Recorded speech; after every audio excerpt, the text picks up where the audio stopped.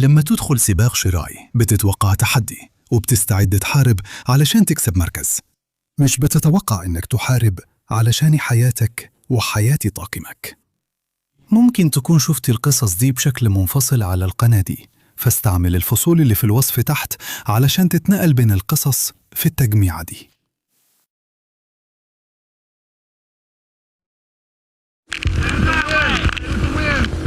في إبريل 2015 عاصفة ضخمة ضربت خليج موبايل أثناء سباق الإبحار في جزيرة دوفين في ألاباما.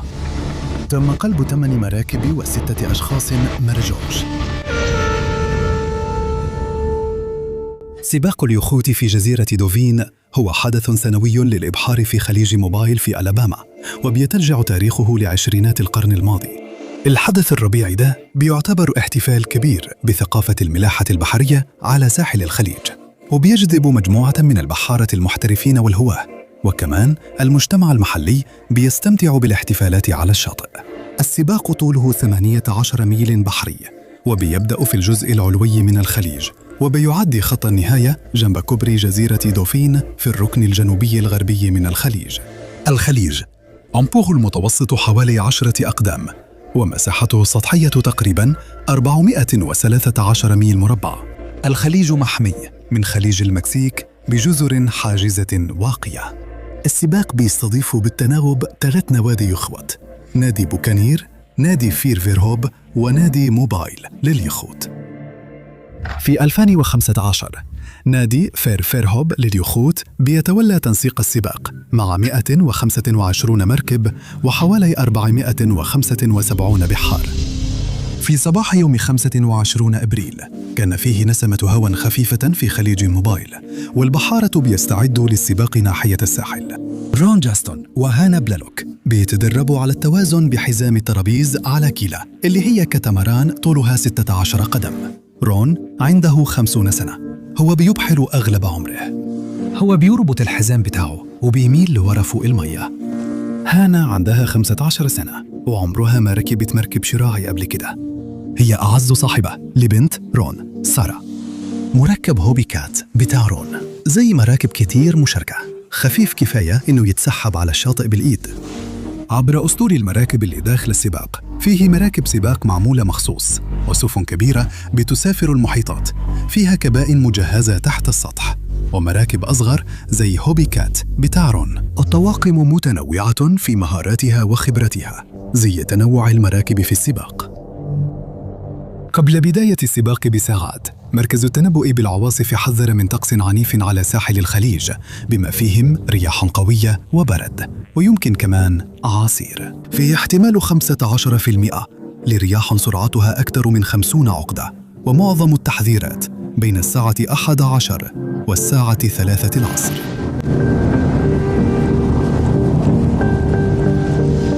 في المياه، مسؤول بيكلم مكتب النادي بالراديو وبيطلب منهم ينشروا قوائم القوارب. قائمة القوارب بتدي قائمة بالقوارب ومعامل تصنيفها، وده نظام بيخلي القوارب بمقاسات وأنواع مختلفة يتقيموا قدام بعض. اللي مكتب النادي سمعه هو إلغاء السباق في الساعة 7:57، والبحارة بيتجمعوا في الخليج عشان بداية السباق الساعة 9:30. موقع نادي اليخوت بينزل رسالة: السباق اتلغى بسبب حالة الجو. هيئة الأرصاد الجوية الوطنية في موبل أصدرت توقعات جوية خطيرة، وبعدها نشرت تحذير مهم الساعة 8:08 بتحذر فيه من عواصف رعدية جاية من الغرب. الساعة 8:10 تم إزالة إشعار الإلغاء من الموقع الإلكتروني. كان عندنا شخص من الإدارة الوطنية الأمريكية للمحيطات والغلاف الجوي هنا الليلة اللي فاتت، وادانا ملخص عن حالة الجو. لو سبق وعبحرت في خليج موبايل هتعرف إنه ممكن يكون جميل في دقيقة وهادي في دقيقة تانية، وفجأة عاصفة رعدية تيجي على طول. جاري غارنر رئيس نادي فيرفيرهوب لليخوت أعطى الأمر إن السباق يكمل. هو شرح إن رسالة الإلغاء اللي اتبعتت قبل كده ما هي إلا خطأ مؤسف، ده سبب شوية لخبطة في المية، وعشان كده بداية السباق اتأجلت من الساعة 9:30 للساعة 10:30.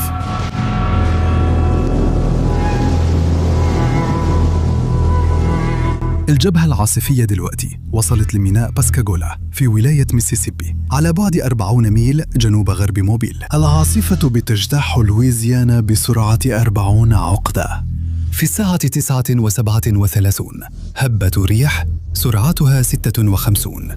عقدة ضربت منصة النفط في بلوك ويست كاميرون 17 في خليج المكسيك، وبعدها هبة تانية سرعتها 78. عقدة ضربت منصة النفط في بلوك ويست كاميرون 110. الموجة الجوية دي رايحة ناحية خليج موبايل.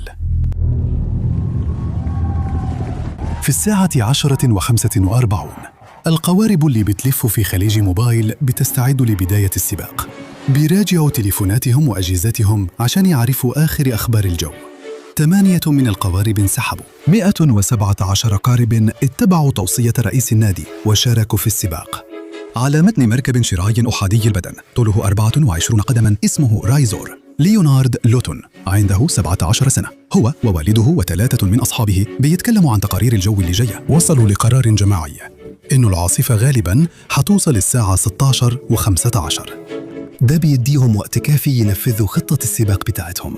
حيبحروا لحد جزيرة ديفن ويعدوا خط النهاية ويرجعوا تاني بأمان لمينائهم قبل ما الجبهة توصل. قارب الأمان اللي شايلوا مسؤولي السباق بيشاوروا لبدء العد التنازلي. ليونارد وطاقمه بدأوا الإبحار وهم في المقدمة. الكتاماران الصغيرة بتشق المية. هياكلهم الخفيفة بتخليهم من أسرع القوارب في السباق.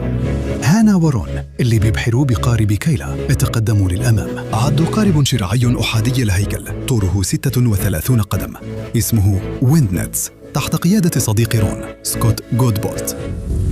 خلال المرحلة الأولى من السباق هانا ورون بيتنافسوا مع أخو رون شين جاستون اللي بيبحر بقارب كتاماران مماثل.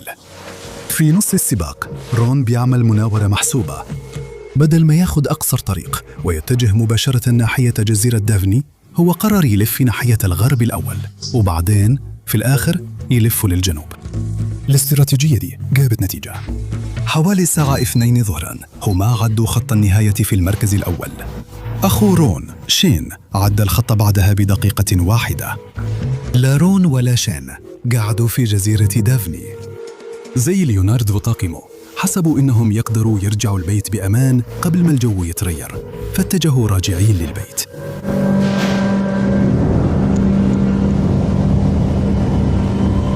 قبل الساعة 3 العصر بشوية السماء من ناحية الغرب بدأت تظلم مع اقتراب العواصف الرعدية من خليج موبايل. حيطة من المطر غطت الأفق الغربي. رون قالوا لهانا ممكن يجينا شوية مطر، بس هو بيتمنى يوصلوا لنادي اليخوت باكانير قبل ما المطر يوصل. هانا ماسكة جهاز GPS في إيدها وبتشيك عليه كتير عشان تتابع تقدمهم. هي مندهشة من السرعات اللي وصلوا لها. هي علقت حبل جهاز GPS حوالين رقبتها وخبته جوا جاكيت النجاة بتاعها. العاصفة اللي بدأت في تكساس عدت على 3 ولايات لحد ما وصلت الأطراف الغربية لخليج موبايل، وفي طريقها تحولت ل3 خلايا عاصفة مميزة. كل خلية فيها هواء بارد وجزيئات ثلج وبتترفع بفعل تيار هوائي دافي. عادة كتلة برد زي دي كانت حتتبدد وخلاص، لكن لما العاصفة تعدي فوق اليابسة التيار الهوائي الدافي بيتقطع، وده بيخلي الهواء البارد وجزيئات الثلج ينزلوا على الأرض. ولما جزيئات الثلج دي تنزل تاني على الأرض بتعمل تيار هابط قوي، وأثناء ما هي بتقع والثلج بيدوب المية بتتبخر، وده بيغذي التيار الهابط وبيزود قوته. ده بيخلق كتلة من الهواء البارد تحت العاصفة، وده بيؤدي لهبات ريح قوية. تأثير التبريد بيزيد لما يقابل طبقة الهواء الجاف حوالين خليج موبايل. مع انخفاض درجة الحرارة الهواء بيبقى أكثر كثافة، وده بيرفع الضغط الجوي وبيقوي هبات الرياح. محطات الأرصاد حوالين خليج موبايل بتسجل انخفاض درجة الحرارة وارتفاع الضغط الجوي.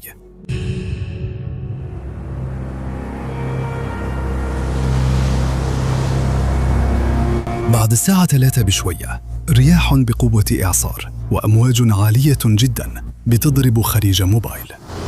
البرق بينور السماء وبعده بيجي مطر غزير.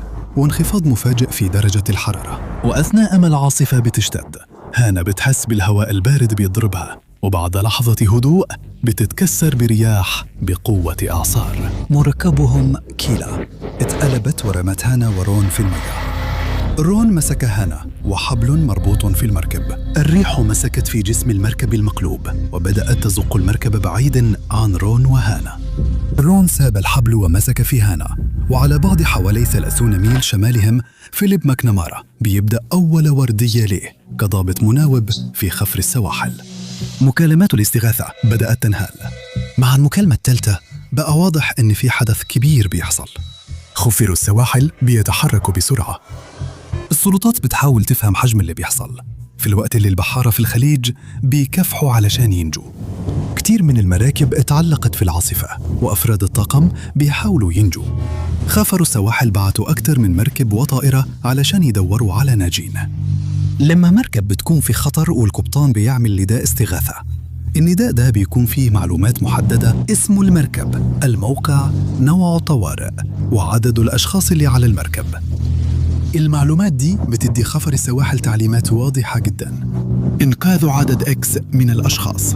لما خفر السواحل بيتواصل مع منظمي السباق عشان ياخدوا قائمة بالمراكب والأشخاص. القائمة دي مش كاملة. نادي اليخوت عنده قائمة بالمراكب اللي داخل السباق، بس ما عندهمش قائمة بأفراد الطاقم. من غير ما يعرفوا عدد الأشخاص أو عدد المراكب اللي مش معروف مكانهم، بيبقى أصعب بكتير عليهم يديروا الموقف. ضابط من خفر السواحل بيبدأ يتواصل مع العائلات عشان يحدد عدد الناس المفقودين. رون وهانا بيحاربوا الأمواج والرياح. رون بيطلع تليفون مبلول من الجراب المضاد للمياه. هانا بتقدر توجه فرق الإنقاذ لمكانهم باستخدام الإحداثيات اللي جابتها من الGPS. أخو رون شين بيعاني من انقلاب القارب أكثر من مرة قبل ما يوصل للشاطئ في الآخر. البحث والإنقاذ بيستمر لحد الليل. المراهق ليونارد لوتن من يخت رايزور وطاقمه لسه مفقودين. اتسحبوا للبحر مع التيارات لمدة 5 أيام بين 25 و30 من إبريل. خفروا السواحل عملوا 145 عملية بحث غطوا فيها 7,500 ميل مربع من المحيط. المنقذين بينتقلوا من مركب مقلوبة للثانية على أمل يلاقوا ناجين. بعد ساعات في المياه خفروا السواحل أنقذوا ليونارد.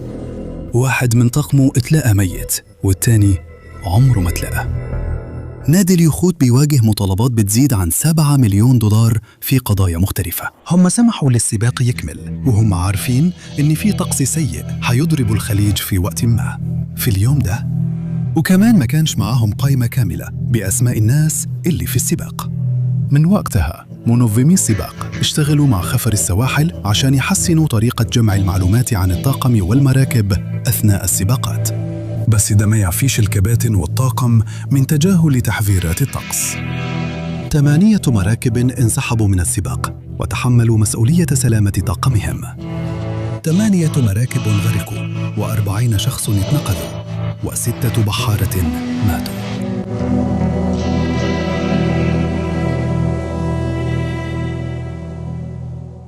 شكراً على المشاهدة.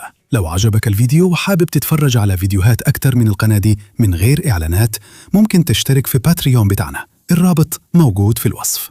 تقدر تشترك مجاناً أو تختار عضوية بمزايا بتبدأ من فيديوهات من غير إعلانات لحد مشاهدة الفيديوهات قبل الكل، وكمان مكالمات، أسئلة وأجوبة مباشرة. مستني أشوفك هناك. في يوم 11 أغسطس 1979 303 يخت انطلقوا في سباق فاستنت حول الصخرة. في العاصفة اللي حصلت بعد كده 24 مركب اتسابوا و5 غرقوا، وتم إنقاذ 136 فرد من الطاقم و15 بحار ماتوا. وده أدى لواحد من أكبر التغييرات في ثقافة سباقات البحر المفتوح في تاريخ السباق.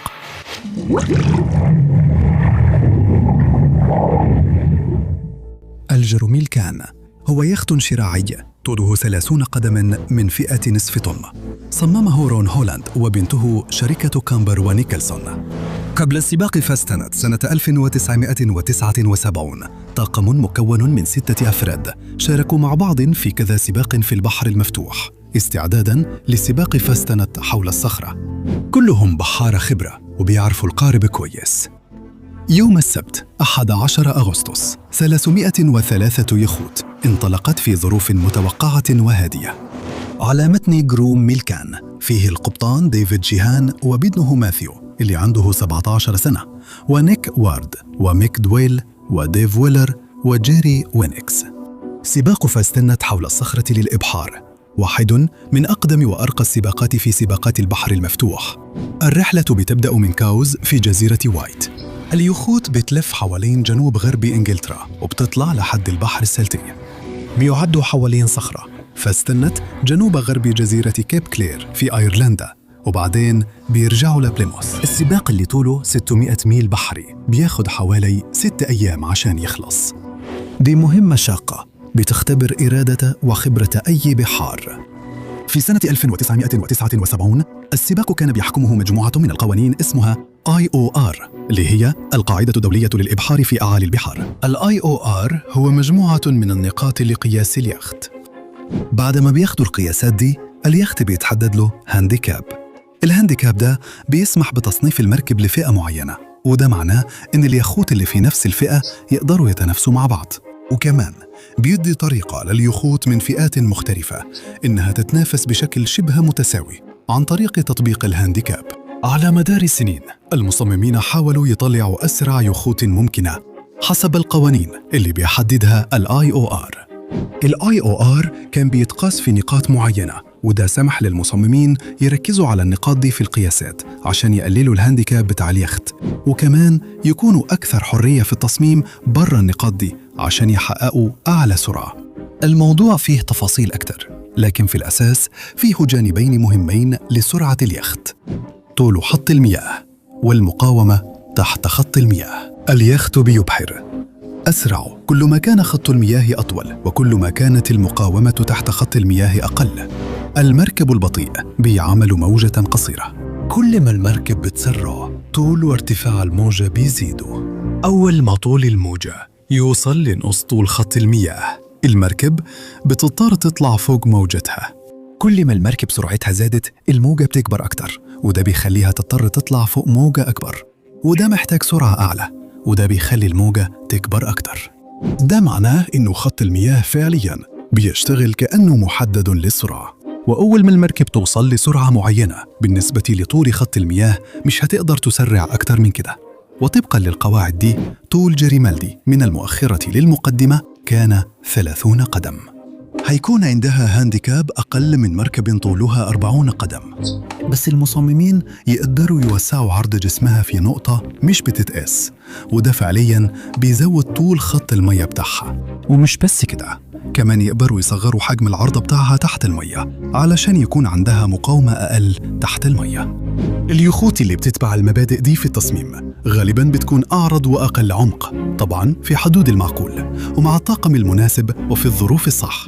جريمالدي تعتبر منافس قوي فعلاً، معاها طاقم وقبطان عندهم خبرة. الجو مناسب للإبحار والسباق بدأ.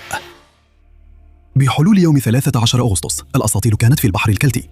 بعض السفن الأكبر والأسرع كانت بالفعل عدت الصخرة وبدأت طريق العودة. البحر بدأ يعلى مع تغير الجو، الرياح بتقوى، والكابتن ديفيد شيهان قرر يقلل مساحة الشراع. ودي عبارة عن مجموعة من الحلقات في الشراع الرئيسي. لما الرياح تعلى اليخت الشراعي بيبقى عليه ضغط زيادة. لو فيه شراع مكشوف كتير للرياح فبتنزل الشراع شوية وتربط الجزء السفلي من الشراع في ألبوم من خلال الحلقات دي. على مدار الساعات الجاية ديفيد كان حيربط كل مراحل تقصير الشراع قبل ما ينزل الشراع كله. اليوم اللي قبله ديفيد كان بيسمع نشرة الطقس البحرية زي ما بيعمل كل يوم في نفس الميعاد. نشرة الطقس البحرية دي عبارة عن توقعات طقس يومية بتتبعت على الراديو في وقت معين. كل السفن تقدر تتابع وتسمع النشرة وتعرف أحدث معلومات عن حالة الطقس. في سنة 1979 دي كانت الطريقة الوحيدة عشان تعرف معلومات عن الطقس، وعشان كده أسطول فاست نت كله كان بيتابع النشرة وياخد نفس المعلومات. وبعد كده يقفلوا الراديو ويكملوا يومهم في الإبحار. النشرة بتبلغ عن رياح قوية سرعتها 45 عقدة، ودي أي بحار متمرس هيعتبرها قوية لكن ممكن يتحملها. في وقت لاحق من يوم 12 أغسطس هيئة الأرصاد الجوية أصدرت تحذيراً من عاصفة قوية، لكن عشان ده كان خارج وقت النشر المعتاد، أسطول فاستنت وديفيد شيهان ما سمعوش التحذير ده. أكتر من كده، الجبهة العاصفية بيجي وراها على طول ضغط جوي منخفض جداً، واتجاه الرياح بيتغير من الجنوب الغربي للشمال الغربي. ديفيد وطاقمه متعودين على جو مش مريح شوية، فعشان كده بدأوا يخبوا الحاجات اللي ممكن تتحرك. جهزوا شوية أكل عشان يقدروا يصمدوا، وقعدوا يستعدوا للجو السيء. كل الرجالة طلعوا على سطح المركب وربطوا نفسهم في المركب بحبل مربوط في الحزام بتاعهم. وفي المركب كمان الرياح الشديدة عملت أمواج عالية جدا. لما الرياح غيرت اتجاهها وزادت سرعتها، ده خلى مجموعتين من الأمواج ييجوا في اتجاه بعض ويخبطوا في بعض. النتيجة بتكون أمواج قصيرة وحادة وعالية بتخبط في بعض من اتجاهات مختلفة، وده بيخلي الأمواج تعلى أكتر. ساعة ورا ساعة حالة البحر بتزيد لحد ما المركب تعمل واحد من أكتر الحاجات المرعبة اللي ممكن أي بحار يمر بيها. وأثناء ما جروم الكان بتنزل من على موجة، مقدمة المركب اللي هي الجزء الأمامي بتغوص في قاع الموجة اللي قدامها، ومؤخرة المركب اللي هي الجزء الخلفي بتتقلب فوق المقدمة. ده اسمه انقلاب من فوق المقدمة، ودي أول واحدة من كتير هتحصل لجروم الكان. لما الرياح كانت جاية من اتجاه واحد، جروم الكان كانت قادرة تتعامل، لكن لما الرياح غيرت اتجاهها، قوة تانية دخلت في المعادلة. لما الموجة تتحرك في نفس اتجاه تيار المياه، النتيجة بتكون قوتين بيتحركوا في نفس الاتجاه. الموجة اللي بتتكون بسبب الرياح بتتحرك فوق المياه. السفينة الشراعية هتحس بده كأنه ارتفاع في الموج، بس مش موجة بتتكسر، الموجة بتعلى أكتر، بس مش لازم تتكسر، زي ما الموجة بتتكسر لما توصل للشاطئ. لما الرياح غيرت اتجاهها، بعض أسطول فاستنت اتعرض لرياح ماشية في عكس اتجاه تيار المياه. تأثير الرياح اللي ماشية في عكس اتجاه تيار المياه هو إنه التيار بيدفع قاعدة الموجة تحت نفسها، والنتيجة بتكون موجة بتتكسر فوق نفسها، زي بالضبط لما حد يشير رجليك من تحتك. ودلوقتي جروم اللي كان بيواجه أمواج جاية من اتجاهات مختلفة، وكل موجة بتزود قوة التانية، وكمان تيار المية اللي بيخلي الأمواج تتكسر فوق المركب وبيجبر مؤخرة المركب إنها تتقلب فوق مقدمتها. ودلوقتي جروم الكان لازم تواجه القوة الأخيرة اللي هتحدد مصيرها. مصممي المراكب ركزوا على توسيع عرض المركب أو الجزء الأوسط منها علشان يزودوا خط المياه ويخلوا المركب أسرع، وكمان عملوا غاطس أقل، يعني عمق المركب تحت خط المياه، علشان يقللوا المقاومة تحت خط المياه. التغييرات دي في توجهات التصميم خلت المركب أسرع، بس كمان رفعت مركز الجاذبية لفوق في المركب.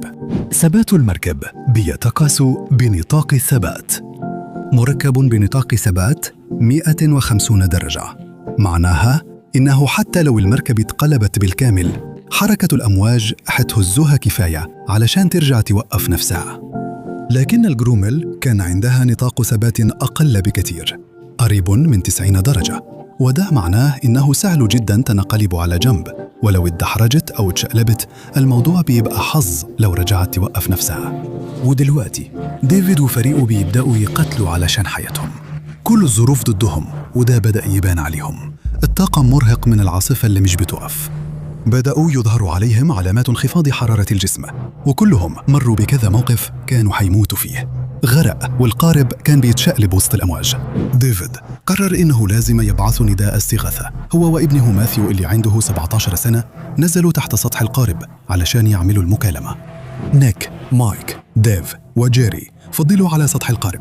بدأوا يدخلوا قارب النجاة معهم لجوة قمرة القيادة. قمرة القيادة هي الجزء في اليخت اللي فيه عجلة القيادة، واللي البحارة قاعدين فيه. هم ما أطلقوش قارب النجاة، هم بس جهزوه علشان يطلقوه لو احتاجوا.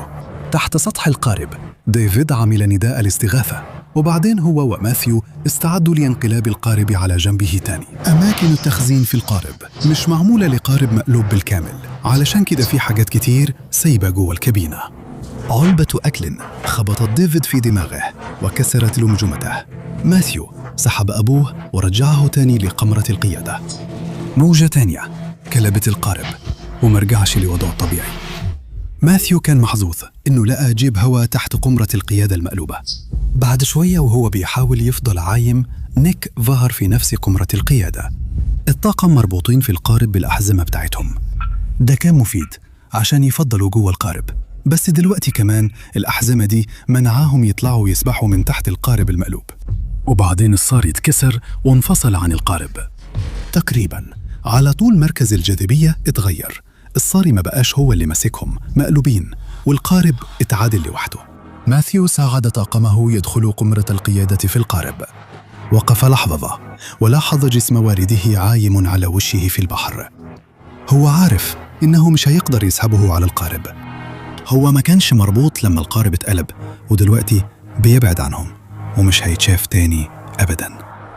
نيك وجيري نايمين من غير حركة في قمرة القيادة. مايك وديف على طول رموا قارب النجاة في المياه وسحبوا الحبل عشان ينفخوه. بيصرخوا على ماثيو عشان ينطوا في قارب النجاة. ماثيو لف لنيك وديف. هو محتار بين إنه يفضل مع القارب وجثث أصحابه الاثنين أو يروح لقارب النجاة مع مايك وديف. في لحظة توتر بينطوا في قارب النجاة مع البحار الاثنين اللي معه، ومع مرور الساعات قارب النجاة بيبعد عن الجروم لكان. جثث نيك وورد وجيري وينك بتتعرض للضرب من العاصفة اللي لسه مكملة هجومها. بعدين نيك يبدأ يفوق. بيبصوا حوالين الجروم، ملكان يدور على أي علامة حياة، بس مفيش غيره هو وجيري. نيك كتب في كتابه Left for Dead إنه وقت ما فاق كان جيري لسه عايش. هسيب لكم رابط الكتاب تحت. ده واحد من أحسن الروايات اللي قريتها عن كارثة فاستنت 79. وقت ما الهليكوبتر اللي بتدور لقت الجروم كان جيري مات. على مدار السنين اللي جاية ثقافة سباقات البحر المفتوح اتغيرت. قاعدة IOR لقياس القوارب اتطورت وبقت بتاخد نظرة أشمل عن جاهزية المركب لسباقات البحر المفتوح. نظام IMS أو النظام الدولي للقياس في الآخر استبدل ال IOR. نظام IMS بيبص بشكل أوسع على دخول السباق، وده بيشمل أنظمة الطوارئ على المركب، وإن الفريق يكون خلص سباقات تأهيلية قبل كده، وكمان مدى استقرار المركب. وكمان الكباتن بقوا أكثر استعداد إنهم يلغوا أو يأجلوا السباق لو توقعوا إنه الجو حيبقى عنيف زيادة عن اللزوم. وفي كذا سباق بعد كده الكباتن اختاروا يسيبوا السباق بعد ما يبدأوا ويجروا على أقرب ميناء يحتموا فيه لما الجو السيء قرب. الطاقم بقى أكثر وعي بالسلامة، حتى في حاجات بسيطة زي إنه يشتري سترة النجاة والحزام بتاعه بنفسه بدل ما يعتمد على معدات المركب. مش ممكن تقول إن كل الحاجات دي بسبب سباق فاستنت بشكل مباشر، بس أكيد كان ليه دور كبير. الخروج للبحر دايماً هيكون مغامرة خطيرة. بس لو قارنا كارثة فاستنت 79 بكارثة سيدني إلى هوبارت 98 اللي كان فيها عاصفة مشابهة أو حتى أسوأ، هتلاقي فيه شوية اختلافات. في سباق سيدني إلى هوبارت 98 بس 18% من الأسطول اتقلبوا لزاوية 90 درجة مقارنة ب 48% في كارثة فاستنت 79، وكمان 3% بس اتقلبوا بالكامل مقارنة ب 18% في فاستنت. طبعاً ما ينفعش تقارن عاصفة أو سباق بواحد تاني بشكل مباشر. في النهاية لو قررت تبحر، الموضوع بيرجع لك إنك تفهم حدود مركبك وتكون مستعد لأي ظروف تقابلك.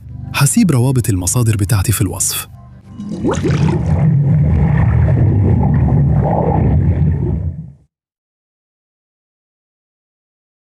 عمري ما كنت هسجل في السباق ده لو كنت أعرف إنه هيبقى صعب كده.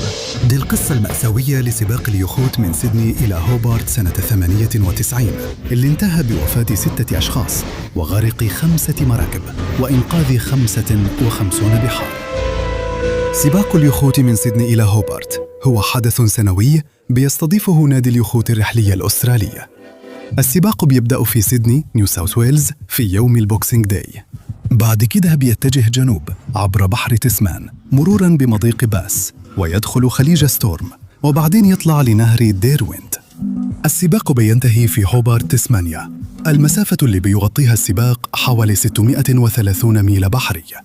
السباق ده بيعتبر واحد من أصعب سباقات اليخوت في العالم.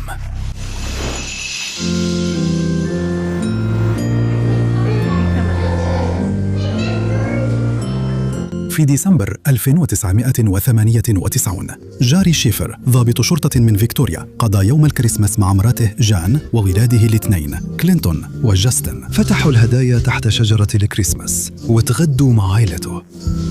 تاني يوم الاحتفالات خلصت. الولاد ودعوا أبوهم وقالوا له حظ سعيد.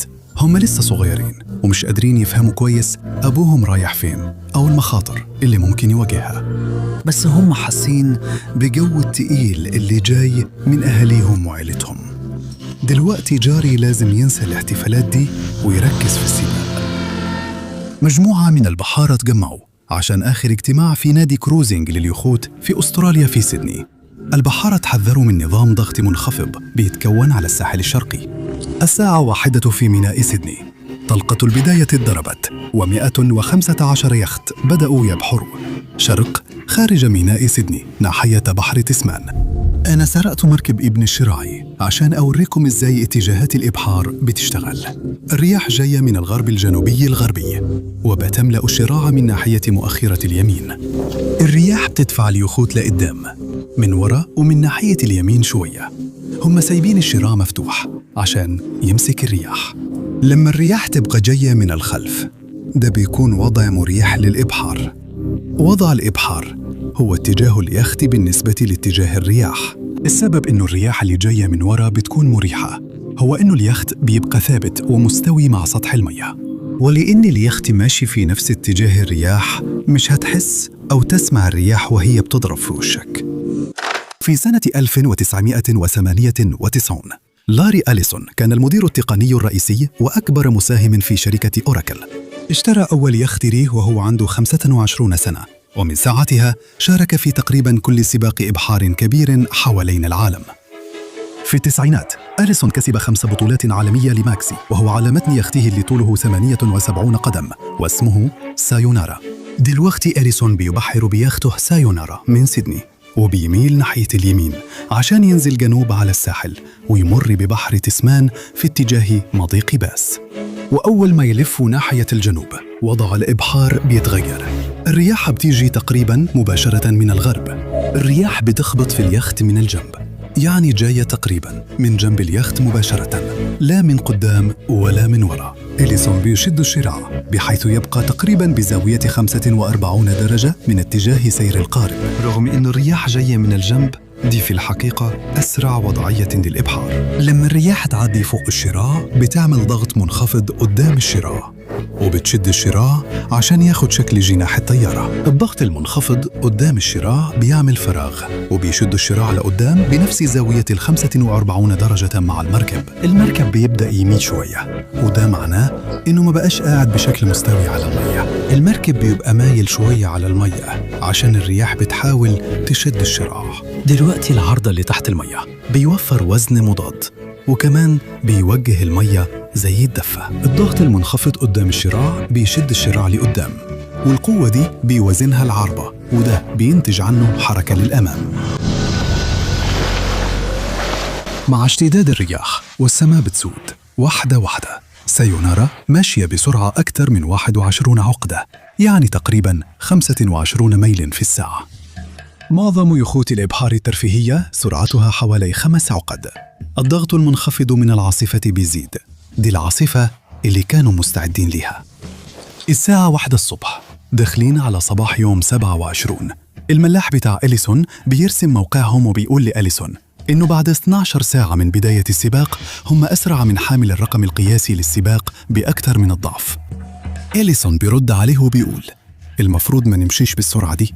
هو بيتساءل إذا كانت اليخوت الأصغر هتقدر تتعامل مع الرياح الأقوى دي؟ قوانين السباق بتمنعه إنه يقول لباقي الأسطول قوة الرياح هنا في الجنوب. مشاركة معلومات الطقس ممكن تدي باقي الأسطول ميزة، أو ممكن يختي يدي معلومات خاطئة علشان يكسب ميزة لنفسه. عشان كده اليخوت مش مسموح لها تشارك معلومات عن الطقس أو حالة البحر. عادة أنظمة الضغط المنخفض أو الجبهات الباردة بتمر عبر جنوب أستراليا وبتتلاشى أو بتتحرك بسرعة. البحارة غالباً بيقابلوا الأنظمة الجوية دي، ورغم إنها ممكن تكون مزعجة لكنها كمان بتوفر الرياح اللي محتاجينها لسباق مثير. في الإحاطة قبل السباق قالوا إنهم متوقعين طقس سيء، والفرق اللي داخل مضيق باس متقبلين إن الرحلة هتكون صعبة. يخت تاني داخل مضيق باس هو سورد أوف أوريون. على الضفة فيه البحار البريطاني الأولمبي جلين تشارلز. تشارلز شارك بالفعل في أولمبياد أتلانتا سنة 1996 وبيستعد يدخل أولمبياد سيدني 2000 بيخت طوله 6.9 متر لفريق من شخصين. هو حاسس بمنخفض الضغط الجوي وهو بيكتسب قوة، مع إن اليخوت اللي في السباق عارفة إن في منخفض جوي بيتكون، لكن هيئة الأرصاد الجوية مش بتدي معلومات محددة وقابلة للقياس عن حالة البحر. إليسون وتشارلز الاثنين عارفين إنهم لازم يتوقعوا طقس صعب، بس هيئة الأرصاد الجوية مش بتحدد سرعة الرياح المتوقعة ولا ارتفاع الأمواج. وهم بيبحروا جنوباً في بحر تسمان، الأرض بتحميهم من الرياح لأنها بتعمل كحاجز وبتبطئ الرياح قبل ما توصل لهم. إليسون وتشارلز مش عارفين إنهم بيبحروا ناحية منخفض الساحل الشرقي. على عكس أنظمة الطقس الباردة اللي معظم البحارة في سباق سيدني لهوبارت بيواجهوها كل سنة، المنخفض ده على الساحل الشرقي اتكون بطريقة مختلفة تماماً. فقاعة كبيرة من الهواء القطبي البارد بتتحرك شمالاً ببطء، ولما بتوصل للجنوب الأسترالي الأرض الدافية بتدفعها وترجعها، وده بيخلي الهواء البارد يطلع للطبقات العليا من الغلاف الجوي. كتلة كبيرة من الهواء البارد بتنفصل وبتتحرك ببطء فوق أستراليا، وده بيخلق خلية ضغط منخفض شديد مش بتتلاشى أو تعدي بسرعة. وكمان فيه نظام ضغط عالي من الهواء الدافي اللي تحرك للجنوب من خط الاستواء قبل نظام الضغط المنخفض. الطقس في مضيق باس هو مزيج من ضغط منخفض شديد بيتحرك ببطء وضغط عالي شديد بيتقابلوا مع بعض، وكمان مش بيعدي بسرعة، وده بيدي البحر وقت أكتر إنه يعلى. تيار السطح اللي بيجري من الغرب للشرق على الحافة الجنوبية لأستراليا بيجي مع الرياح والأمواج اللي بتتحرك في اتجاه شمال شرق. هبات الرياح حوالين ويلسونز برومونتري وصلت سرعتها ل90 عقدة، والأمواج تقدرت بحوالي 30 متر ارتفاع. أساطيل 115 يخت بدأوا يتفرقوا ل3 مجموعات كبيرة. القادة بدأوا يدخلوا مضيق باس في الساعات الأولى من يوم 27. الرياح اللي بتمر في المضيق مفيش أي يابسة بتعترضها، وأول الناس اللي دخلوا المضيق سابوا حماية اليابسة، والرياح زادت من 30 إلى 40 إلى 60 عقدة في دقائق قليلة. الأمواج والرياح بيضربوا اليخوت من الجنب، وده بيخليهم يتقلبوا على الأمواج والرياح بتوقعهم. الرياح والأمواج في مضيق باس جايين من نفس الاتجاه. اليخوت بالفعل مايلة والرياح على جنبها، ودلوقتي كمان بيتدحرجوا بشكل خطير على جوانب الأمواج. يخت سورد أوف أوريون في مضيق باس وجلين تشارلز هو اللي بيقوده. الرياح وصلت ل80 أو 90 عقدة. اليخت انطرح على جنبه أكثر من مرة.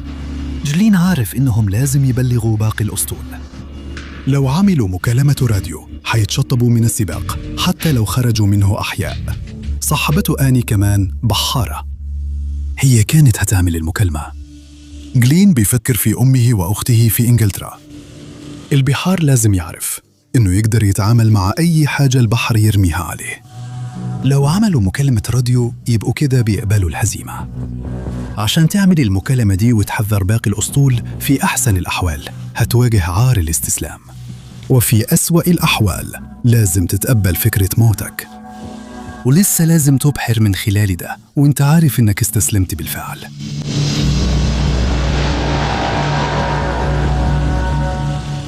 الشرطي جاري شيفر هو أحد أفراد طاقم اليخت اللي طوله 12.5 متر تشالنج أجين اللي بيبحر في مضيق باس. تشالنج أجين بيحارب وسط الرياح الشديدة والأمواج الضخمة اللي بتغمر سطح اليخت. في الساعة 1 صباحاً شيفر كان شغال على سطح اليخت. هو معهوش أي معدات أمان. هو مش لابس ستر الطفو ومش متثبت بسطح اليخت بحزام أمان وحبل تثبيت، وكمان مش معاه جهاز EPIRB أو جهاز إرسال راديو لتحديد الموقع في حالات الطوارئ. في نص الليل الأمواج الضخمة والرياح الشديدة دفعت مركبة تشالنج أجان لحد ما تعدت 90 درجة. السطح اللي كان شيفر قاعد عليه ما بقاش تحته، وقع من الجهة العالية لليخت في البحر المظلم. شيفر سمع حد بينادي، راجل وقع في البحر. الصوت اختفى وسط دوشة الأمواج والرياح، وهو بيحاول يفضل راسه فوق المية بيفكر إزاي المركبة هتلاقيه وتاخده. الأمواج عاملة زي الجبال، المركب بتختفي في الوادي بين الأمواج وتظهر تاني لما الأمواج تغمره. من غير جهاز تحديد موقع إلكتروني، شيفر أتساب لوحده في البحر الهائج. وبعدين افتكر إنه معاه كشاف ضد المية. ده كل اللي معاه علشان يشاور للطاقم على مكانه في الضلمة والبحر الهائج. هو في المية تقريباً نص ساعة. الطاقم اللي على المركب عملوا عملية إنقاذ مثالية، لفوا المركب ورجعوا بها، وصلوا بالمركب تقريباً فوقه مباشرة، وبرضه لفوا المركب تاني علشان الجو يزقوا جوه المركب. الرياح كانت بتوصل ل90 عقدة والأمواج كانت بتتعدى 30 متر في الارتفاع. دوم باكلي تحت في الكابينة على يخت B52. المركب اتقلبت أكتر من مرة لأكتر من 90 درجة، والشراع كان غرقان بالكامل تحت المية. المركب بتطلع على موجة بسرعة، والراجل اللي ماسك الدفة بيصرخ وبيقول خلي بالك. B52 وقعت من فوق قمة الموجة واصطدمت بالمية وهي مقلوبة. صوت الرياح والمطر العالي بيتحول لصوت المركب وهي بتخبط في المية زي حادثة عربية. المركب طلعت على السطح بس كانت مليانة مية، والمعدات كانت متبعثرة جوا الكابينة وعلى السطح. البوتاجاز خبط واحدة من طاقم المركب على رأسه واتحبست تحت المية. واحد تاني راسه اتزنقت في الدركسيون. دون فك نفسه من حزام الأمان ونط في المية، وده خلاه يبعد عن المركب 40 متر. لحسن الحظ قدر يعوم ويرجع يطلع على المركب. على متن سورد أوف أوريون الطاقم بيحارب عشان ينجو. قرروا يكسروا قواعد السباق ويبلغوا باقي الأسطول بحالة الجو. هم عارفين إنه السباق انتهى. جيف هيل على متن أنتيبوديس سيدني وباقي الأسطول لسه ما دخلوش مضيق باس، لكنهم بالفعل بيواجهوا ظروف صعبة. جيف بيسمع نداء الراديو. في الساعة 5 مساء يوم 27 ديسمبر السلطات الأسترالية أصدرت نداء استغاثة عام. جيف بيكمل الإبحار ناحية الجنوب. هو وطاقمه استثمروا وقت وفلوس كتير في السباق ده. هو عارف إن بالنسبة لبعضهم دي فرصة مش هتتكرر في العمر. لو انسحبوا هيرجعوا البيت، وهم بيفكروا لو كانوا قدروا يكملوا، ولو كملوا في مضيق باس هو قلقان لو هيرجعوا البيت عايشين. هو عمره ما هيقدر يواجه زوجات وأولاد طقمه لو حصل لهم أي حاجة. هو قرر ينسحب من السباق ورسم مسار لأقرب ميناء آمن في إيدن. 39 يخت تانيين تبعوه. هم عارفين إن ثمن فقدان حياتهم أكبر بكتير من الكبرياء الغبي اللي يخليهم يحطوا نفسهم في خطر أكبر من اللي هم فيه أصلاً. بس جيلين تشارلز، لاري أليسون وجاري شيفر لسه بيحاربوا علشان حياتهم في مضيق باس. يخت وينستون تشرشل اتقلب وهو بينزل من على موجة. 9 أفراد الطاقم بيجروا بسرعة علشان يجهزوا قوارب النجاة، واليخت بيبدأ يملى مياه.